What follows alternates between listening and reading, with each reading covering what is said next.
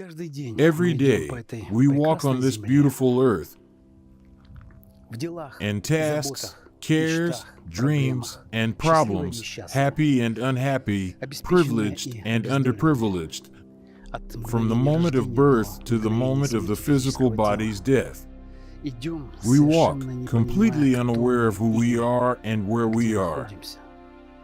Few adults today are capable of raising their heads and looking into this bottomless starry space easily, dreamily, as in childhood, or with interest, in an attempt to understand more. Today, we don't have time for that. The consumer format has literally nailed us to this suffering little world, to the dark space inside a nutshell. I would say that we are like a lost and sick anthill, but that would be a trite comparison. We aren't even sand. We aren't even the dust lost in the corners of the universe. Just raise your head and look through the telescope's eyepiece.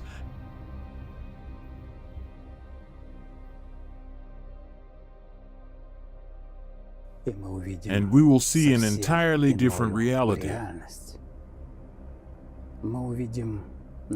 We will see how tiny our blue planet is and how immense our Milky Way galaxy is. Do you know that, according to astronomers' approximate estimates, our Milky Way galaxy contains up to 400 billion stars similar to our Sun? According to astronomers' rough calculations, its diameter reaches 100,000 light years. In other words, looking from one end to the other, we would see what was happening there 100,000 years ago. Distant past. Yes, and this is just one of our Milky Way galaxies. They say that material universes contain no less than 2 trillion such galaxies. I understand, yes. What's the point of looking so far ahead? We need to somehow clear the problems at our feet. There are so many of them that we don't even have time to raise our heads. And who are we? Where are we? And why? These questions aren't within our competence, questions not of primary importance for the inhabitants of this tiny anthill. All right, let's go back. Although, stop, staying somewhere out there, in the cold cosmos, at a distance of 6 billion kilometers from Earth, let's take a look at our Earth through the eyes of the Voyager 1 satellite.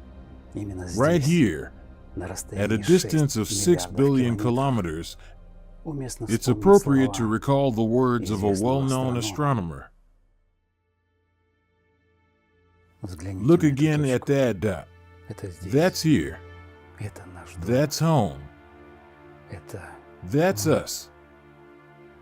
On it, everyone you love, everyone you know, everyone you ever heard of, every human being who ever was, lived out their lives. The aggregate of our joy and suffering, thousands of confident religions, ideologies, and economic doctrines, every hunter and forager, every hero and coward, every creator and destroyer of civilization, every king and peasant, every young couple in love, every mother and father, hopeful child, inventor and explorer, every teacher of morals, every corrupt politician, every superstar, every supreme leader, every saint and sinner in the history of our species lived there on a mote of dust, suspended in a sunbeam. The Earth is a very small stage in a vast cosmic arena. Think of the rivers of blood spilled by all those generals and emperors so that, and glory and triumph, they could become the momentary masters of a fraction of a dot. Think of the endless cruelties visited by the inhabitants of one corner of this pixel on the scarcely distinguishable inhabitants of some other corner. How frequent their misunderstandings, how eager they are to kill one another, how fervent their hatreds.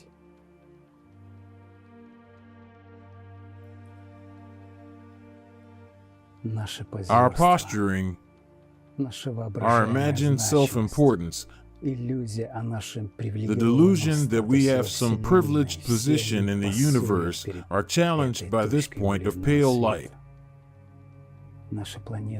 Our planet is a lonely speck in the great enveloping cosmic dark.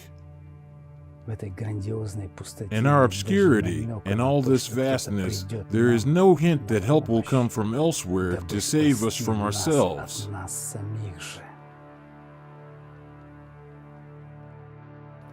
The Earth is the only world known so far to harbor life.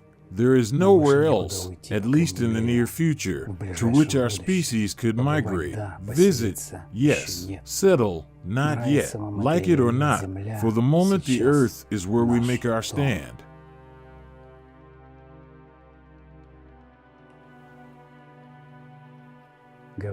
It has been said that astronomy is a humbling and character-building experience. There is perhaps no better demonstration of the folly of human conceits than this distant image of our tiny world.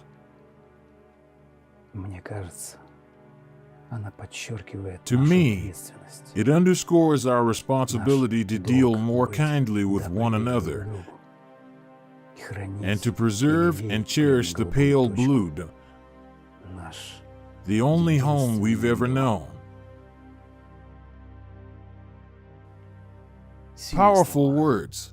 And today, I would clarify and add, we still received help to save us from ourselves. We are being warned about danger, great danger, the approach of a point of no return, about a 12,000-year cycle, about the possibility that the climate could erase all life on this small blue planet in the very near future. This is not a fairy tale. There is more and more evidence of it. Don't be lazy. Look it up. The question is, will we hear the warning or continue to run around in the dust like foolish savages, preoccupied with collecting foolishness, gathering dust, and accumulating phantom illusions in our minds?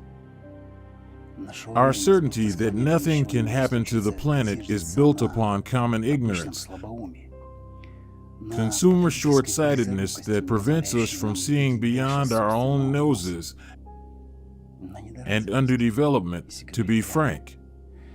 We need to grow up and realize this in time. We need to realize that today, almost everything we engage in, everything we are passionate about, is absurd. And the greatest absurdity is that many cannot even imagine how to live differently outside of absurdity. Let's wake up.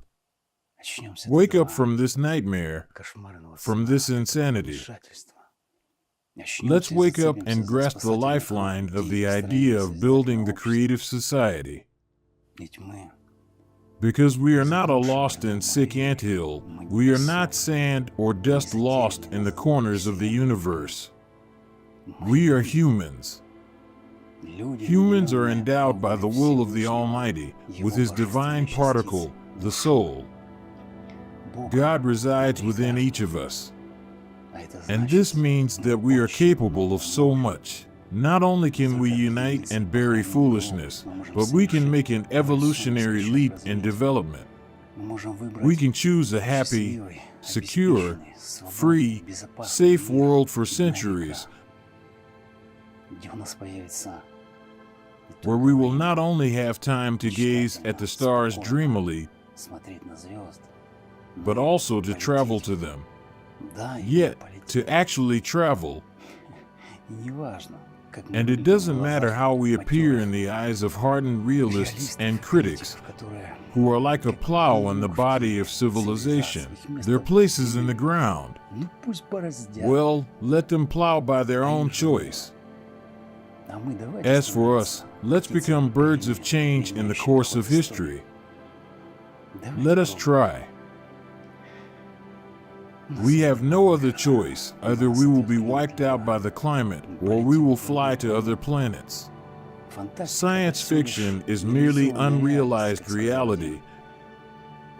As one very good person said, thanks to whom we actually have this chance. How to build, where to go, what to do. This is the stage of informing. The task is to share information about the creative society, spread it, fill the space with ideas, and figure things out for oneself. How will this work? You know, I might be wrong. Let me try to speculate. Something tells me that out of 100% of people who have heard about the creative society today, only 5% are actively talking about it and taking action. The remaining 95% agree, yes, they support it, they would like to, but they remain in some state of waiting and uncertainty. Like waiting for a magical kick, perhaps. Listen, if 5% were able to launch such a global wave in such a short time, what would happen when the other 95% join in? Can you imagine? What we dream about will become reality. It's just simple physics. The more we talk about the creative society, the faster changes will come, the faster others will believe and join in. Let's talk. Everyone in their own way, in their own language, using their own jargon, in their own environment. Who will listen to me? I might say it wrong, but how do you know? I will explain who will listen to you. A little example from life. The idea for the videos The Absurdity of Consumer Society was born after watching a vlog on YouTube, completely unrelated, which had 10 views. I was motivated to take action by telling about the absurdity by that person, what a character, who had only 10 views. And here's the chain, absurdity? You'll understand something more, perhaps. He charged up, ignited someone else as well. Well, if that video wasn't there and that person with a capital P, maybe there wouldn't have been absurd either. How do you know whom you will inspire?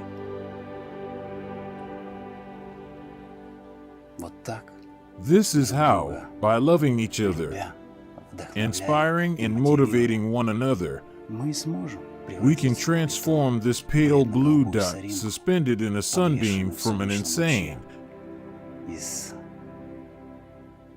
sick anthill into a beautiful world, Eden.